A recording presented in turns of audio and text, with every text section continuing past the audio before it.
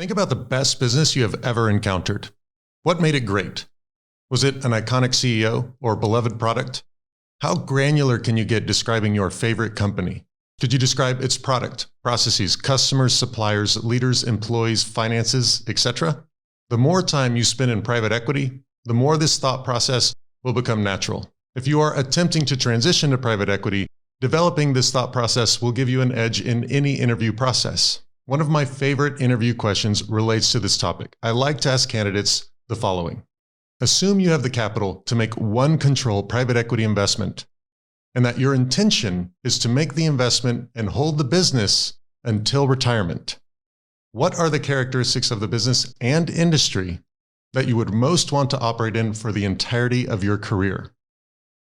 In any private equity interview process, it will be massively helpful if you can describe an industry or company that you are keen on. The question of what makes a good business is something investors study throughout their careers. So we don't intend to cover everything. But if you can familiarize yourself with the basics of the characteristics that follow, it will teach you to recognize them in businesses you're evaluating. Hopefully, it will help you avoid a mistake frequently made, jumping immediately to the question of price and structure without first asking yourself, is this a business good enough to own? So with that introduction, let's start with the first attractive business characteristic. One of the first questions to ask yourself is the target an industry leader, or do they have a strong market position?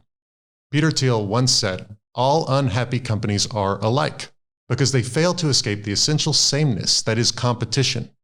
In other words, the ideal business is one with no real competition. Now, we all know that the beauty of capitalism makes this difficult regardless of scale. And at scale, the Hart-Scott-Rodino Antitrust Improvements Act of 1976, colloquially known as HSR, makes owning a true monopoly difficult, most unfortunately. However, a business does not have to be a monopoly to be a dominant industry leader. It can operate in a small, overlooked niche, develop infrastructure that is difficult to replicate, consistently outperform peers, or benefit from proprietary technology. And with respect to the latter, this does not necessarily have to be something complex or high-tech related.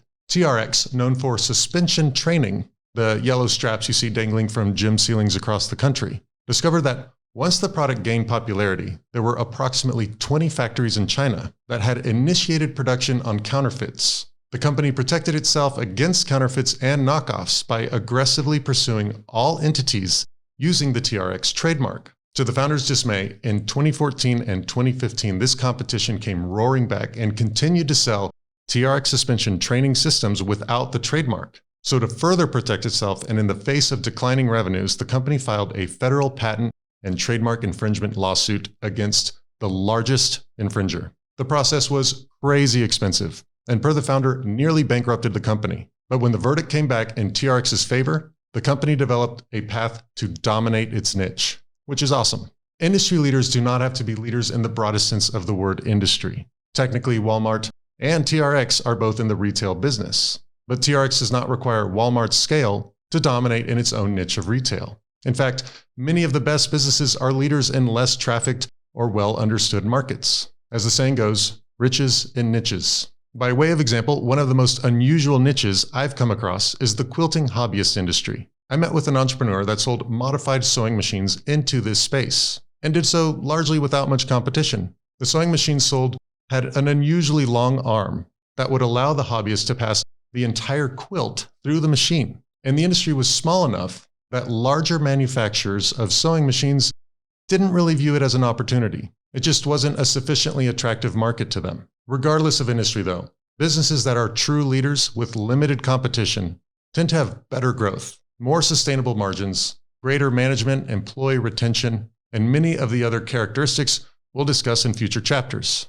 Being dominant in a category frees resources otherwise devoted to competition. As a result of being the biggest and baddest, these players tend to enjoy numerous benefits of scale in functions ranging from purchasing, hiring, and marketing. So how can we tell an industry leader? This is one of the key focus areas for much of the commercial and industry due diligence that a private equity firm will conduct. Unfortunately, many proud CEOs will claim that they have little competition, and investors typically respond with a subtle eye roll and mild internal screaming. If, however, a company is in fact dominant in its space, the space it operates in will acknowledge it at the highest level A good sniff test is to simply call 10 people who are intimately familiar with the industry, properly defined for the company's niche, and ask them who the top players are.